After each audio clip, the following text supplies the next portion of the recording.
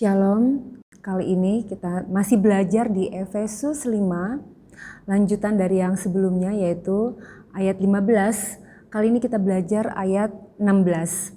Saya akan bacakan ayatnya. Pergunakanlah waktu yang ada karena hari-hari ini adalah jahat. Saya juga akan bacakan di terjemahan yang lain yaitu di NIV. Making the most of every opportunity because the days are evil.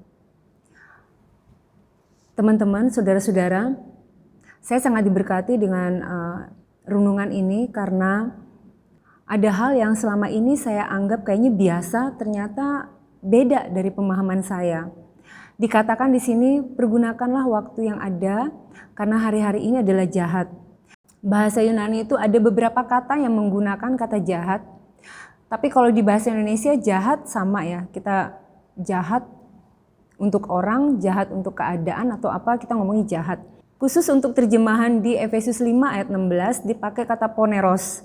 Sedangkan ada lagi kata yang lain dikatakan kakos. Kakos itu adalah kejahatan yang ada di dalam diri manusia. Tetapi kalau poneros merupakan kerja yang melelahkan, yang tak berujung, yang tak berkesudahan. Tetapi ada juga arti lain yang dikatakan penderitaan mental dan fisik yang begitu ekstrim yang tak dapat dihindari atau yang tak dapat dielakkan.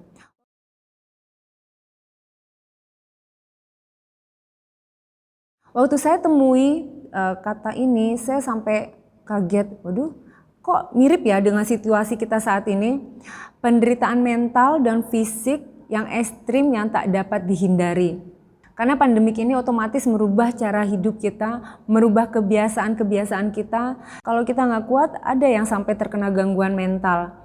Tetapi Tuhan ingatkan kita bahwa ayo kita pergunakan waktu kita pergunakan setiap kesempatan.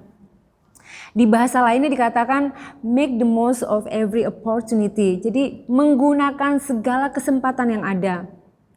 Pada saat saya baca ini saya teringat akan awal-awal Indonesia terkena pandemik. Orang rush ke supermarket, mereka memborong besar-besaran masker, hand sanitizer untuk mereka gunakan dan itu mengakibatkan orang yang lain sampai tidak bisa membeli. Dan bahkan ada suatu foto yang saya lihat kosong stoknya. Jadi mereka memborong begitu rupa.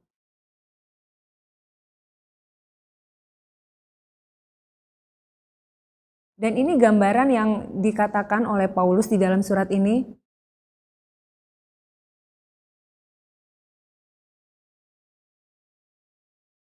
Waktu saya renungkan, kayaknya gampang ya Tuhan untuk diomongin. Terutama bagi mereka yang single, yang belum keluarga. Mungkin mereka masih banyak punya waktu kosong untuk mencari kehendak Tuhan. Tapi bagaimana situasinya kalau kita kaum ibu, khususnya mereka yang memiliki ABK, anak kebutuhan khusus, ditambah mereka adalah seorang single fighter. Gimana itu? Lalu ada suara kecil yang Tuhan ingatkan, udahlah kamu jangan lebay. Toh seperti ini kondisi yang dialami itu gak cuman kamu atau beberapa orang, tapi banyak orang yang alami seperti ini. Jadi gak usah lebay dengan permasalahan hidup.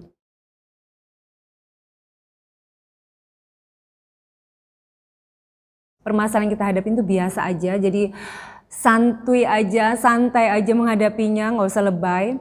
Tuhan berikan gambaran ilustrasi yang menarik sekali.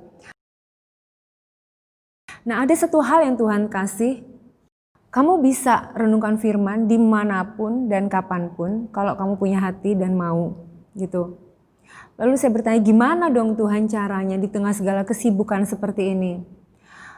Coba kamu baca ayat, itu yang saya diberikan hikmatnya. Baca ayat, gak harus panjang, gak harus satu fatsal, tapi usahakan berurutan. Dan petik satu ayat atau dua ayat sebagai rema kamu untuk sepanjang hari itu. Dan itu yang kamu renungkan. Renungkanlah saat kamu sedang masak, renungkanlah saat kamu sedang bekerja, mencuci, mengepel, mengurus anak. Renungkanlah itu dan buat pertanyaan-pertanyaan di pikiran. Atau kalau misalkan bisa menulis, punya kesempatan maksudnya untuk menulis, kita buat pertanyaan. Seperti yang kita sedang pelajari saat ini. Apa sih maksudnya waktu yang jahat? Apa sih maksudnya pergunakan waktu? Gimana dong Tuhan di tengah kesibukan yang punya waktu cuma 24 jam, tapi bisa maksimal untuk tetap mengenal Tuhan dan tetap berdoa. Tuhan mau tetap kita punya komunikasi yang berkesinambungan dengan Dia. Dan itu hanya bisa kita lakukan saat kita renungkan firman. Makanya Daud mengatakan, renungkanlah firman, meditasi firman siang dan malam.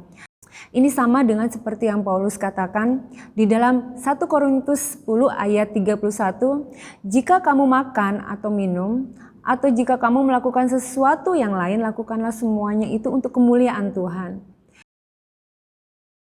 Nah, yang kedua, yang Tuhan ingatkan juga, hati-hati dengan hobi.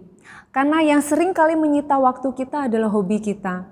Dulu saya punya kebiasaan seperti itu, saya suka banget belajar.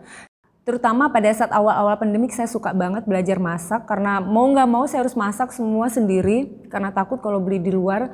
Tetapi akhirnya saya jadi keterusan dari satu video YouTube memasak yang ini terus berlanjut sampai saya nggak merasa itu hampir 2 jam dan saya lihat wow 2 jam cuman ngutak-ngatik video YouTube tentang masak. Artinya sebenarnya kita punya waktu. Teman-teman, kita punya waktu, tapi kadang-kadang kita berpikir udahlah aku udah capek kan udah ngurusin ini, udah ngurusin itu, sekarang ini waktuku nih, me time nih, sekarang aku mau gunakan buat suka-sukanya saya nih, akhirnya kita keterusan tuh.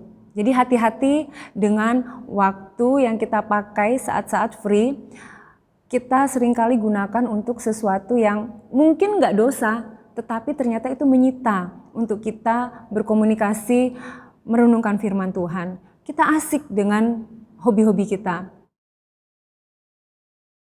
Dan akhirnya teman-teman, Tuhan itu adil.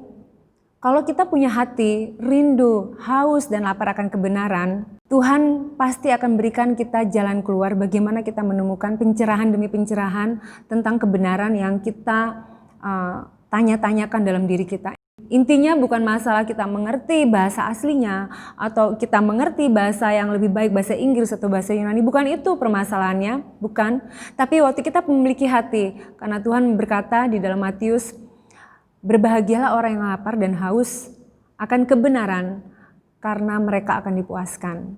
Jangan sampai kita lengah bahwa di tengah-tengah kesibukan kita, mungkin iblis sedang mengecoh kita agar kita hilang fokus nih.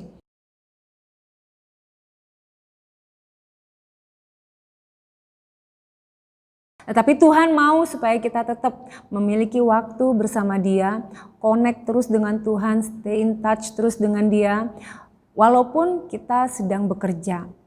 Dan itu yang membuat kita akan semakin hari semakin kuat menghadapi hidup ini dan makin mengerti apa yang menjadi kehendak Allah. Terima kasih. Amin.